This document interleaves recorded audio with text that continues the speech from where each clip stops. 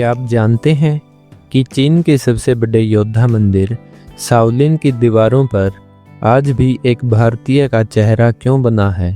एक ऐसा इंसान जिसने अपनी आंखों की पलकें काट कर फेंक दी थी ताकि वह कभी सो ना सके। एक राजकुमार जो सिंहासन छोड़कर मौत के समुद्र को पार कर आया। लेकिन सबसे बड़ा रहस्य यह है कि उसकी मौत के 3 साल बाद उसे एक पहाड़ पर अकेले चलते हुए देखा गया था। वह मरकर भी जिंदा कैसे था? चलिए शुरू करते हैं उस योद्धा की कहानी जिसे दुनिया बोधि धर्मा के नाम से जानती है। तो कहानी शुरू होती है दक्षिण भारत के कांचीपुरम से। पल्लव राजा का तीसरा बेटा जो तलवार चलाने में माहिर था, लेकिन उसका मन खून खराबे से दूर बल्कि मौन की तलाश में था। जब उसके भाइयों ने सत्ता के लिए साजिश रचना शुरू की तो इस राजकुमार ने कुछ ऐसा किया जिसने सबको चौंका दिया। उसने राजमुकुट उतार कर फेंक ही दिया और एक भिक्षु का चोला पहन लिया। लेकिन यह केवल विराग नहीं था, यह एक बहुत बड़े मिशन की शुरुआत थी। उनके गुरु ने उसे एक ऐसा काम सौंपा था जिससे पूरा करना लगभग नामुमकिन था, जो कि चीन को जगाना था। 6वीं शताब्दी में भारत से चीन जाना सुसाइड करने जैसा था। 3 साल का सफ़र, समुद्री डाकू और वो तूफान जो जहाज़ों को तिनके की तरह उड़ा देते थे। लेकिन बोधि धर्मा के पास न तो नक्शा था न सेना, उनके पास था तो बस ज्ञान और लोहे जैसा संकल्प।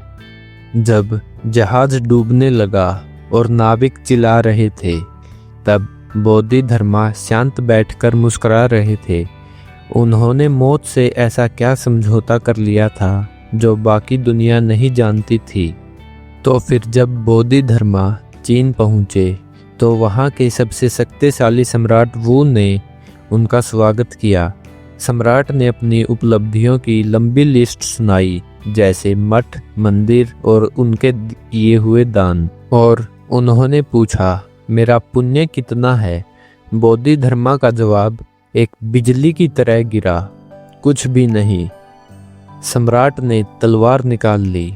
अपनी अपमान की आग में जलते हुए उन्होंने पूछा, तुम आखिर हो कौन? बोधि धर्मा ने उनकी आंखों में आंखें डालकर कहा, मुझे नहीं पता। क्या आप सोच सकते हैं एक सम्राट के सामने अपनी पहचान को शून्य बताना कितना खतरनाक था? फिर वह दरबार छोड़कर वह उत्तर की ओर निकल गए। वहाँ एक गुफा में उन्होंने 9 साल तक एक पत्थर की दीवार को देखते रहे, न हिले न बोले। कहते हैं कि उनकी नज़रों में इतनी शक्ति थी कि उनकी पत्थर की दीवार में उनकी परछाई छप गई थी। लेकिन यहाँ एक खौफनाक मोड़ आता है। जब 9वें साल के बाद उनकी तपस्या टूटने लगी तो उन्होंने अपनी पलकें काट कर फेंक दी। कहते हैं कि उन्हीं कटी हुई पलकों से चाय का जन्म हुआ। क्या यह महज एक कहानी है या इसके पीछे कोई गहरा आध्यात्मिक विज्ञान छिपा है? उसके बाद वह कुनफू सिखाने लगे। लेकिन एक दिन शाओलिन के भिक्षु केवल मंत्र पढ़ते थे। उनके शरीर बीमारियों का घर बन गया था। बोधि धर्मा ने देखा कि बिना मजबूत शरीर के आत्मा को नहीं जगाया जा सकता। उन्होंने भारत से जो ज्ञान प्राप्त किया था उसको चीन के परिस्थितियों में डाला और जन्म हुआ शाओलिन कुनफू का।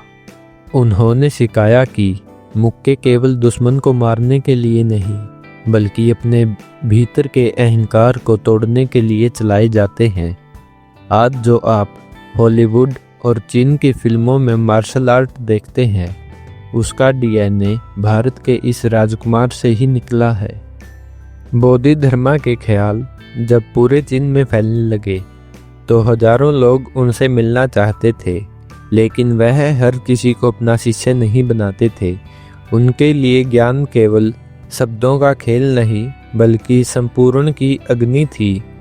एक विद्वान हुई 7 दिनों तक बर्फ में खड़ा रहा ताकि बोधिधर्मा उसकी ओर एक बार देख ले। लेकिन बोधिधर्मा ने शर्त रखी, जब तक यह बर्फ लाल न हो जाए मैं तुम्हें स्वीकार नहीं करूँगा।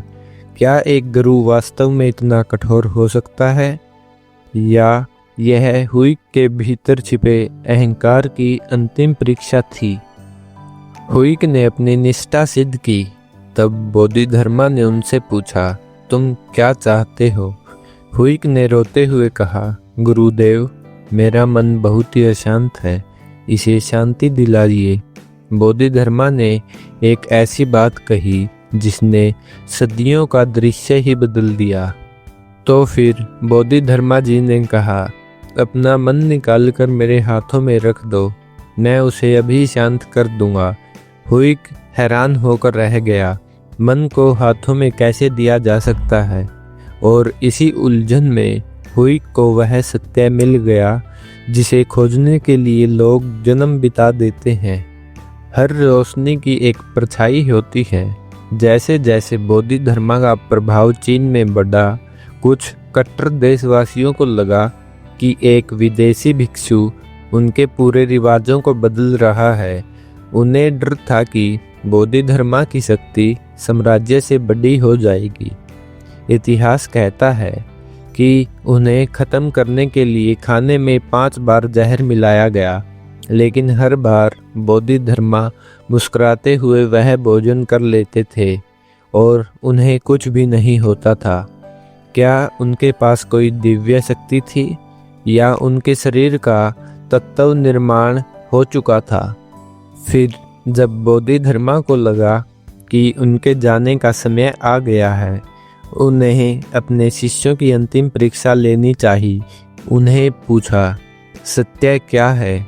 3 शिष्यों ने बड़ा सुंदर शब्दों में उत्तर दिया, लेकिन बोधिधर्मा उससे संतुष्ट नहीं थे। उसके बाद चौथा शिष्य हुइक आगे आया। उसने कुछ नहीं कहा, बस गुरु के चरणों में सिर झुकाया और चुपचाप खड़ा रहा। बोधिधर्मा मुस्कुराए और बोले, तुम्हें मेरी मज्जा प्राप्त है। आखिर मौन में ऐसा क्या था जो शब्द कभी नहीं कह पाए। उसके बाद 535 ईस्वी के आसपास बोधिधर्मा ने घोषणा की कि वह अपनी देह त्याग रहे हैं। उन्होंने अपनी आंखें बंद कर ली और गहरी समाधि में चले गए। इसके बाद पूरे चीन में शोक की लहर दौड़ गई। उन्हें बड़ी ही श्रद्धा और सम्मान के साथ सियोंग एयर पहाड़ पर दफनाया गया। लेकिन कहानी यहाँ खत्म नहीं होती है। यहीं से वह रहस्य शुरू होता है जो आज भी विज्ञान और तर्क को चुनौती देता है। बोधिधर्मा के निधन के 3 साल बाद सम्राट का एक अधिकारी सोंग यून मध्य एशिया के पहाड़ों से गुजर रहा था। अचानक उसने देखा कि सामने से एक भिक्षु चला आ रहा है, नंगे पैर, हाथ में अपना एक जूता पकड़े हुए। वह भिक्षु और कोई नहीं था, बोधिधर्मा ही थे। सोंग यून ने पूछा, मास्टर, आप कहाँ जा रहे हैं? उन्होंने मुस्कुराकर कहा, मैं अपने घर भारत लौट रहा हूँ। सोंग यून हैरान थे, क्योंकि उसे पता था कि बोधिधर्मा तो 3 साल पहले ही मर चुके थे। फिर सोंग यून ने यह बात महल में बताई तो सम्राट ने इसे झूठ मानकर उसे जेल में डाल दिया। लेकिन अफवाहें इतनी बढ़ने लगी कि अंतिम में बोधिधर्मा की कब्र को दोबारा खोदने का आदेश दिया गया। जब कब्र का पत्थर हटाया गया तो वहाँ कोई शरीर नहीं था, वह केवल एक पुराने चमड़े का जूता रखा था। वह जूता उसी जोड़े का था जो सोंग यून ने बोधिधर्मा के हाथ में देखा था। उनका शरीर कहाँ गायब हो गया, क्या आप जानना चाहते हैं? कुछ प्राचीन ग्रंथों का मानना है कि बोधिधर्मा महासिद्धि प्राप्त थे, जिन्होंने अपने शरीर के परमाणुओं को प्रकाश में बदल लिया था। वह आज भी हिमालय के किसी गुप्त कंधार में अमर अवस्था में हो सकते हैं। आज भी जब कोई योद्धा शाओलिन की धरती पर कदम रखता है तो उसे महसूस होता है कि कोई उसे देख रहा है। क्या वह बोधिधर्मा की ऊर्जा है जो आज भी मार्शल आर्ट्स और ध्यान की रक्षा कर रही है? एक राजकुमार जिसने भारत को योग और कलंदरी दी और चीन को जैन और कुंफू दिया। उन्होंने रहस्यों को मिटा दिया। वह भारत के गौरव थे, लेकिन हमने उन्हें बुला दिया। चीन उन्हें तोम मतलब राजा कहकर पूजता है। बोधिधर्मा की यात्रा केवल एक व्यक्ति की यात्रा नहीं थी, यह चेतना की वह ऊंचाई थी जहां पहुंचने के बाद इंसान ईश्वर के समान हो जाता है। क्या हम तैयार हैं अपने भीतर के उस बोधिधर्मा को खोजने के लिए? तलाश मत करो, बस शांत हो जाओ। बोधिधर्मा ने कहा था, बुद्ध तुम्हारे बाहर नहीं, तुम्हारे अंदर ही है। उनकी कहानी हमें सिखाती है कि रहस्य और ध्यान से हम असंभव को भी संभव कर सकते हैं। अगर इस महान योद्धा की कहानी ने आपके रोंगटे खड़े कर दिए तो इस वीडियो को शेयर करें ताकि हर भारतीय को अपने इस महान पूर्वज के बारे में पता चले। जय हिंद, जय भारत।